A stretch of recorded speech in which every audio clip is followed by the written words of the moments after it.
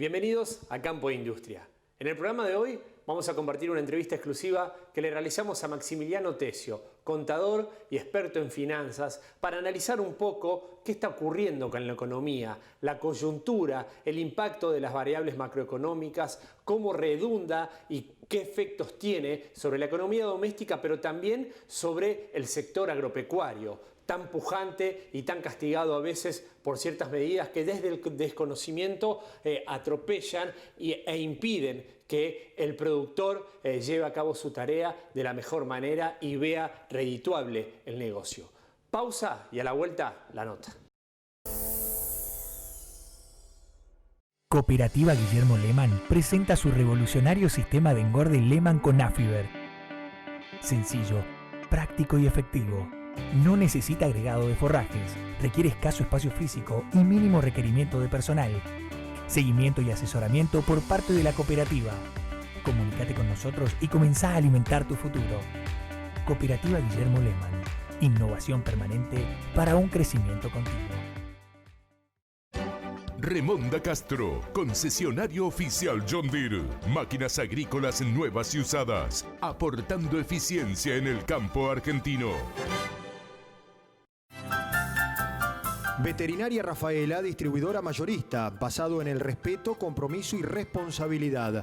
Acompañamos al hombre de campo con soluciones y una atención personalizada.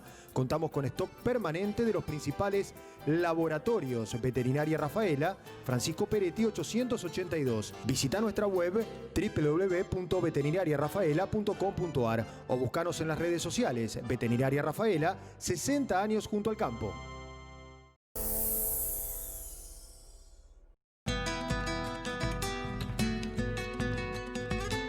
Estamos con el contador y especialista en finanzas Maximiliano Tesio, un reconocido analista también aquí de nuestra ciudad en estos tiempos candentes, en donde en este país la economía siempre cobra relevancia y tiene vaivenes de todo tipo. Quisimos venir a conocer su reflexión y a partir de sus conocimientos cuál es la foto, la coyuntura y las perspectivas que puede haber en un escenario de pandemia, pero también crítico a partir de las distintas variables macroeconómicas que todos conocemos. Maxi, gracias por estos minutos con Campo de Industria, por recibirnos. Bueno, la invitación está hecha, la pregunta es abierta. Exactamente.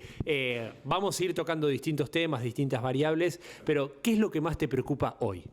Bueno, a ver, hoy sin duda la preocupación no solo mía, sino del mercado en general, que es importante hacer esta distinción. O sea, cuando hablamos de mercado tenemos que despejar los fantasmas de que son un grupo de 5 especuladores que tienen malas intenciones siempre atentando en contra del interés nacional o lo que fuere de la historia que se quiere inventar. El mercado es el consenso de todos. El mercado lo formamos todos y son las decisiones que tomamos día a día, desde los consumidores hasta los industriales, y en fin.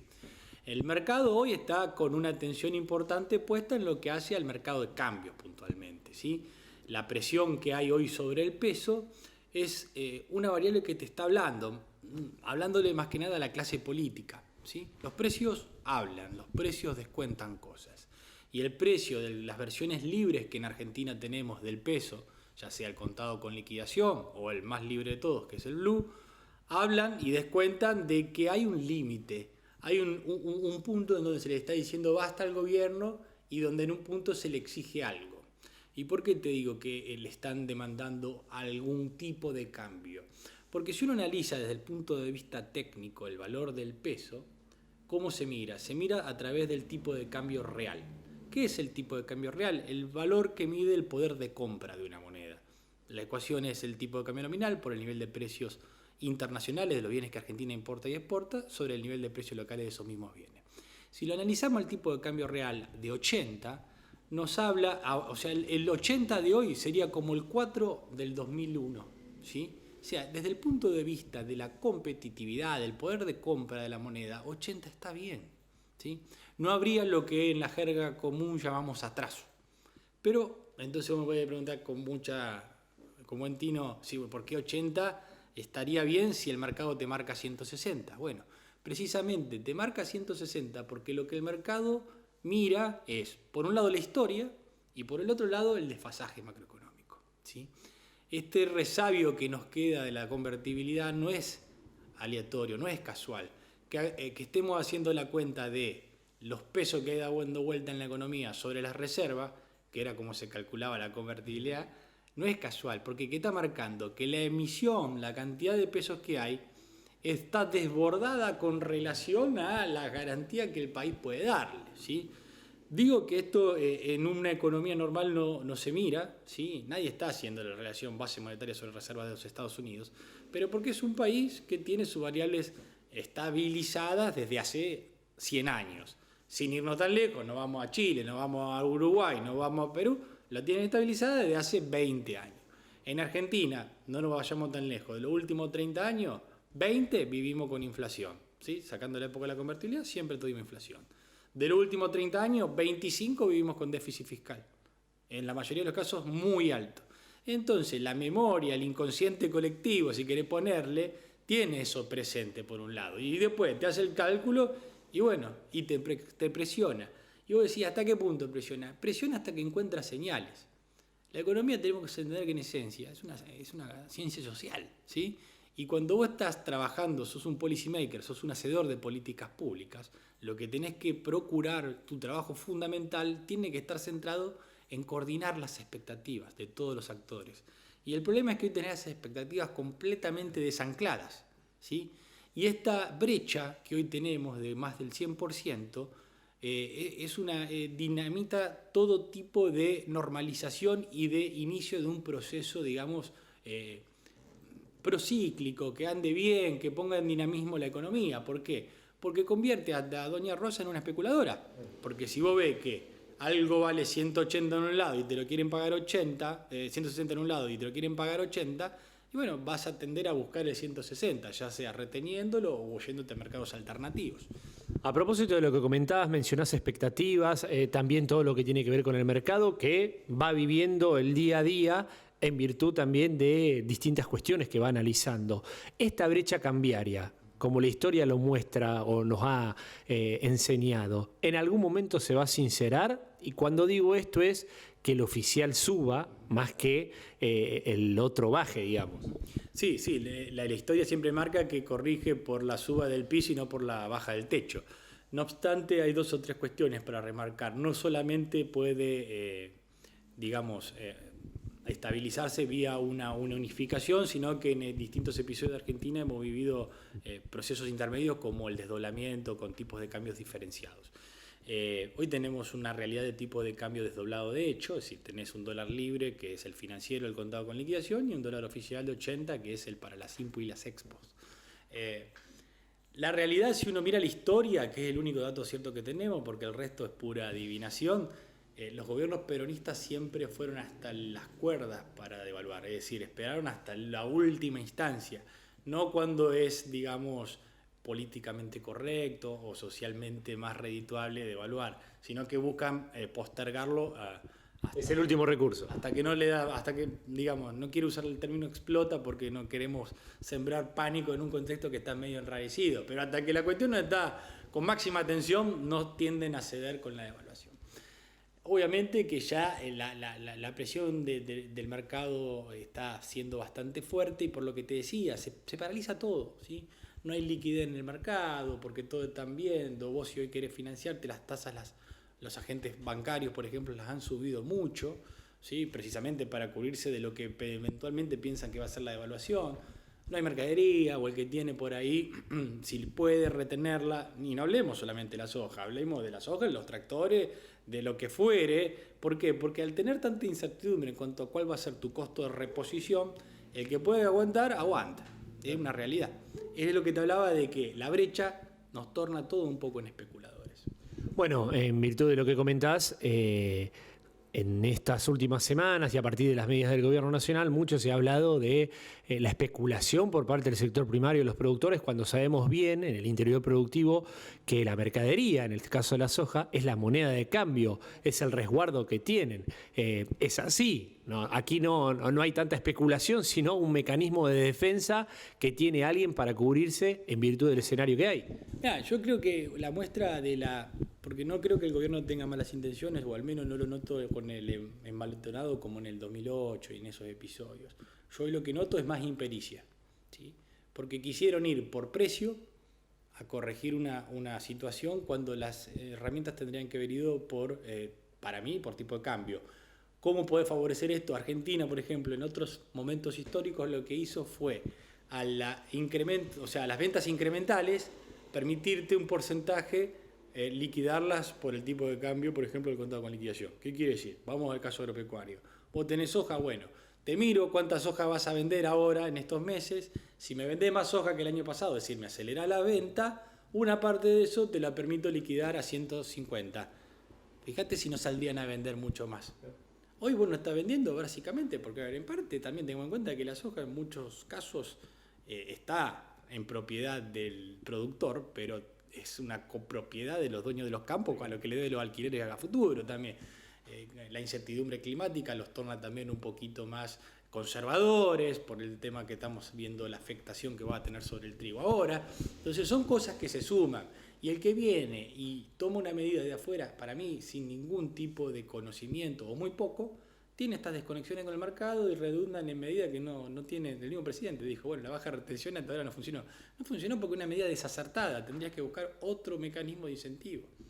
Hablemos de otra variable y la mencionabas en una de tus respuestas como la inflación. Hay una emisión dantesca que se siente y que uno, doña Rosa en su casa, se pregunta, bueno, ¿hasta cuándo? Claro, vos tuviste, digamos, la etapa de la cuarentena en donde se jactaban de la tendencia bajista o de la desaceleración de la inflación, pero básicamente porque tenía a la gente enjaulada en su casa y los precios reprimidos con controles. Tarifas está pisado y el resto tenía los precios cuidados, precios máximos y demás. Bueno, eso de a poco se va destapando, 2,8 dio el mes pasado y se va a acelerar. Y creo que por ahí parte el principal miedo del gobierno por no devaluar. Si el gobierno no quiere devaluar por miedo al fogonazo inflacionario, si lo hace en un salto discreto. Pero qué mejor que hacer esto planificado organizadamente, presentar un programa monetario y fiscal para los meses que tenés hacia adelante, ¿sí? Que después te explote la cara. Es mejor, digamos, sufrirlo un poco y organizado, con previsibilidad. De manera gradual. ¿Sí? Claro, yo creo que si te acordás de la discusión que tenían con Macri, gradualismo, yo creo que hoy más que nunca tenemos que ser conscientemente gradualistas. A ver, el gobierno tuvo éxito esta semana colocando deuda, tuvo una buena aceptación por parte del público inversor. Tendría que decir, bueno, mira, lo que me va a faltar es tanto, sí, obviamente con un ajuste, porque lo que presentaron para el déficit fiscal proyectado en el presupuesto es muy alto, por eso el mercado reaccionó mal. Bueno, lo que me va a faltar es tanto y no lo voy a bancar todo con emisión. Parte lo vamos a financiar con este bono, con esto, si tenés demanda. Están las cosas dadas para hacerlos bien y no tener nuevamente que sufrir un evento, ¿viste?, estresante como son estos saltos discretos del tipo de cambio, el ajuste en la inflación y demás.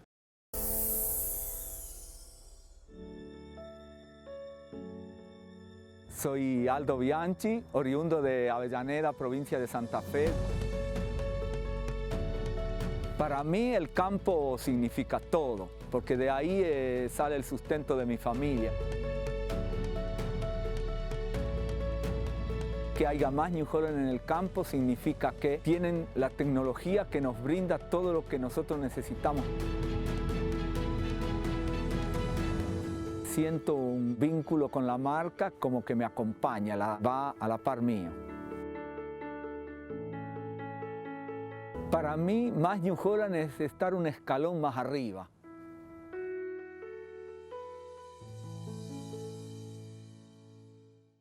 Gracias a la responsabilidad y la conducta de todos los rafaelinos, estamos transitando la etapa de distanciamiento social. ¿Qué tenemos que hacer para seguir cuidándonos? Mantener el distanciamiento físico recomendado de 2 metros. Lavarnos las manos frecuentemente con agua y jabón o alcohol en gel. No llevarnos las manos a la cara. Usar tapaboca correctamente colocado. Y cumplir en todas las actividades con los protocolos y recomendaciones establecidos. Para seguir avanzando, tenemos que asumir el compromiso individual de cuidarnos. Seamos solidarios. Si te cuidás vos, cuidás al otro.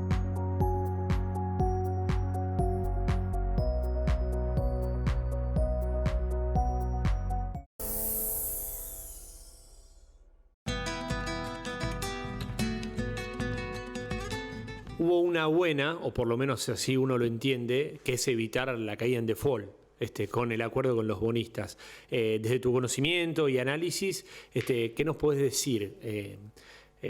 Una mirada a alguien que entiende del tema, porque más allá de que uno lee redes sociales y demás, hay tanta información que abruma, pero pocas veces a lo mejor se tiene en cuenta por qué ha sido importante. Bueno, a ver, fue fundamental porque más allá del tiempo, que algunos pueden criticarle la dilación en los plazos y la pérdida de reserva que tuviste en el mientras tanto, porque seguiste pagando, te permitió seguir conectado internacionalmente, porque si no volvíamos al ostracismo. Pero fíjate vos que todo ese capital que te implicó favorable la renegociación de la deuda, hoy prácticamente lo borraste con el codo que dijiste con la mano, el riesgo paguita en 1.400 puntos. Los bonos cotizan a un 40% de paridad, más o menos a nivel de default. Es decir, pierden lo bueno que hacen. Creo que Guzmán, ahí terminó la negociación, se tendría que haber ido con todos los laureles de vuelta a Estados Unidos, escribir papeles con Stiglitz, y en economía tendría que haber alguien con un poco más de conocimiento de la realidad argentina. El ministro, académicamente es intachable, nadie puede objetarle, pero ni nada. O sea, sería digamos, decir algo es una caradurez de mi parte, pero el otro día me daba una entrevista donde dice, ¿por qué tendríamos que bajar el déficit fiscal? ¿Los países pueden vivir con déficit fiscal? Sí, puede. Estados Unidos hace 50 años que tiene déficit fiscal, pero tiene credibilidad, tiene institucionalidad. A nosotros primero tenemos que tratar de construir un poquito de credibilidad y después sí querer vivir el déficit. Mientras tanto, da señales de que no va a querer vivir eternamente prestado, ¿sí? Bueno, se rehúsan a reducir el gasto público, algo que desde el sector privado se pide a gritos y ha quedado mucho más latente ahora en estos años, en estos meses de pandemia, pero no hay caso, se incrementa más que reducirse. Sí, es la eterna discusión argentina, el gasto político y demás. Es decir, ya hablar de esto creo que a todos nos resulta un poco agobiante, es una discusión que parece... O sea, en Argentina seguimos discutiendo cosas que no se discuten en ningún lugar del mundo. Que la inflación tiene un origen monetario, que el déficit fiscal tiende a generarte problemas inflacionarios. Cosas que ya académicamente, en la práctica de la política económica no se discuten, en Argentina sí. Bueno, la verdad que no sé. También hay que ver hasta qué punto, si no bajas el gasto y solamente apuntás a que el equilibrio o el no tanto déficit te lo sostenga un incremento de los ingresos, que los ingresos del Estado son bien impuestos, hasta qué punto va a tener respuesta, ¿sí? Porque hay sectores que tienen tolerancia a marginalmente seguir pagando más y otros creo que no. Y ni hablemos de esta barbaridad de inventos que tienen como el aporte voluntario que va a ser el impuesto a la riqueza, como comúnmente se lo llama. O sea, productor con 3 cosechadoras tiene que pagar el impuesto a la riqueza. Y a lo mejor es un pobre contratista que trabaja con una unipersonal, ¿no? A propósito de lo que comentás, y ya te llevo al terreno agropecuario, a partir de los conocimientos que tenés y también conocedor de la realidad, hay una incertidumbre realmente importante en el sector primario, pero ¿qué se puede recomendar? ¿A dónde hay que poner el foco o el ojo a partir de este escenario? Bueno, a ver, yo creo que no solamente este año, sino que ya desde hace unos cuantos años, si uno tiende a gestionarse de forma tradicional, y bueno, va a estar complicado. Salvo que trabaje campo propio y tiene ese margen digamos, del costo-oportunidad que no se monetiza de la tierra, el resto tiene que sí o sí complementar a una excelente práctica agronómica, que hoy lo estamos viendo, ¿sí? Uno sale y ve los trigos que están medio chamuscados, porque a la helada les pegó a todo, pero ve trigo más o menos lindo, y te hablo acá en la zona de Rafaela, ¿no? Trigo más o menos lindo y trigo muy feo. O sea, y ahí se nota el que puso plata en tecnología, fertilización, no hizo soja trigo. Bueno, más allá de eso que ya lo damos por sentado, si no sos un excelente agricultor, vas a hacer otra cosa. Además de eso, no es suficiente, es condición necesaria, no es suficiente, porque tenés que sumarle una práctica comercial y financiera sí o sí, ¿sí?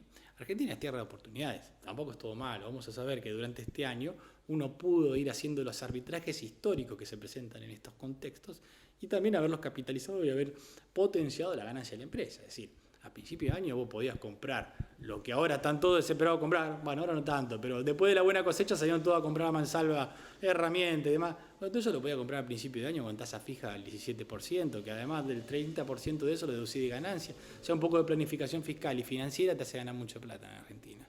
Lo tenés que aprovechar, pero eso tenés que tener la carpeta ordenada, los papeles presentados Y no solamente mirar cuánto te va a pagar ganancia, tenés que tener una visión más integral de negocio. El manejo de los mercados, las posiciones a término. O sea, se pueden hacer diferencias interesantísimas. Hoy tenés la tasa en pesos que te podés seguir financiando un productor, por ejemplo, el mercado de capitales, que es lo que uno hace todos los días, en promedio un costo del 30% fijo en pesos. Eso, contra la tasa de evaluación del ROFEC nomás del 55%, tener una ganancia limpia del 20% por un carry. O sea, se puede hacer mucha diferencia, pero hay que estar trabajando todos los días y mirando los números y proyectando. Y Bueno, entre todos. se dice muchas veces, más allá de la asesoría, menos horas en el campo y más de escritorio. Quizás uno entiende también por estas cosas. Mucha información, llevar registros, a la larga una planificación te permite hacer la diferencia. Sí, ojo, yo soy un extremo respetuoso del que está arriba del tractor. ¿Sí? Sí, claro. Yo no, eso que trabaja en el campo solamente el escritorio lo miro con un ojo así, de desconfianza. Creo que para eso tenés que juntarte el equipo de gente que te corresponde. Es decir, si vos, cuando vos querés ser el mejor ingeniero, el mejor contador, el mejor financista, el mejor productor, todo en una persona, generalmente vas a ser malo en todo. ¿Sí? Vos, si sos bueno coordinando tu equipo de laburo, bien. Lo importante es que entienda que necesitamos un buen ingeniero agrónomo, un buen contador, un buen analista financiero y en un equipo de trabajo ir tomando decisiones, no solamente en el día a día, sino proyectando, que es lo importante. Maxi, me interesa hablar con vos porque sé que a lo largo de tus años has estado de visita en Asia y es una tierra de oportunidades y todos coinciden en que allí está el potencial. En países exportadores como el nuestro hay mucho terreno por recorrer. Tan grande es ese continente que probablemente no alcance los países productores para abastecer todo lo que se necesita. Hay un jugador muy importante como China, creo que has estado allí. Comentanos un poco esa cultura y esa visión, qué experiencia te has traído, porque vemos que es un gigante único y políticamente quizás está está en una vereda distinta al resto, pero todos entendemos que más allá de la política o de la ideología, va para adelante y crece a tasas inimaginables. A ver, la gran ventaja que tiene China, más allá de sus millones de habitantes que le dan un potencial para hacer prácticamente lo que quiera, porque es el mercado del mundo, es que es una democracia entre paréntesis, digamos, entre comillas, perdón. Porque si el gobierno marca un camino, no te podés apartar de ese camino, y eso es lo que le posibilita en el tiempo ir haciendo lo que le parezca y básicamente coordinar todo en función de lo que el gobierno dice.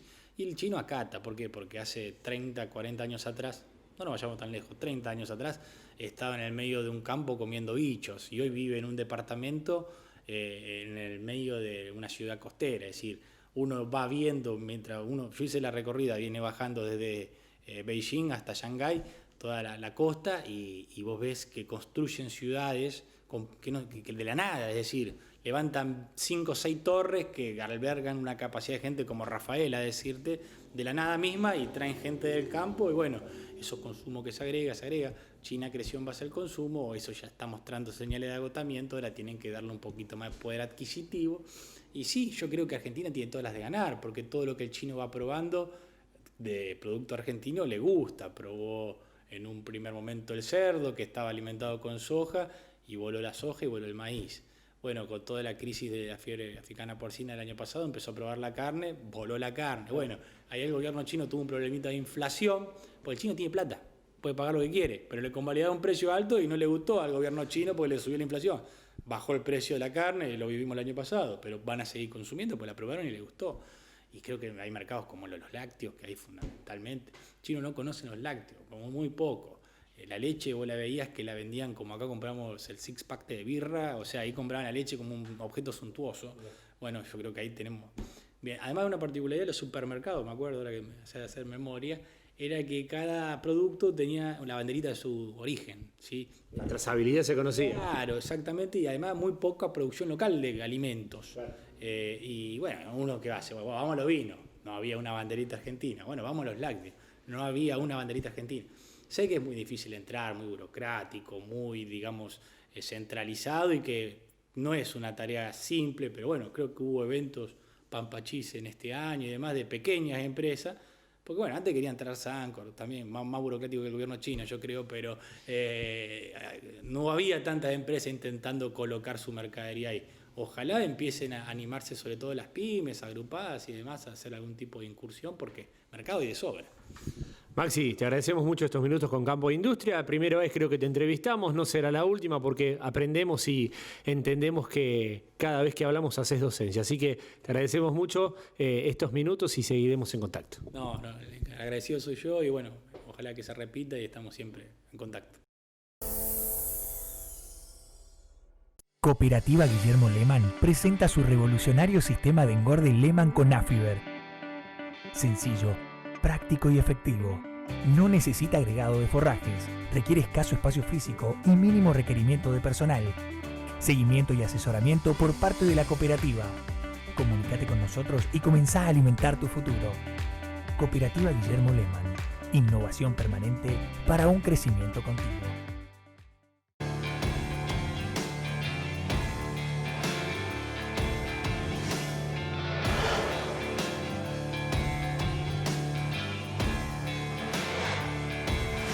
Bauri, la fuerza de la mayoría. Portón Comercial, Avenida Sóboli, 1724, Rafaela. Esto ha sido todo por hoy en Campo e Industria. Les agradecemos que estén del otro lado y esperamos que hayan disfrutado de este programa con Maximiliano Tesio, al cual seguramente molestaremos en breve para seguir analizando la economía. Y sin dudas agradecemos también las repetidoras que hacen posible nuestra llegada a la región. Antes de despedirnos, les recordamos que tenemos nuestro canal oficial de YouTube buscándonos como Campo e Industria. Allí podrán ver este y otros programas. Hasta la próxima.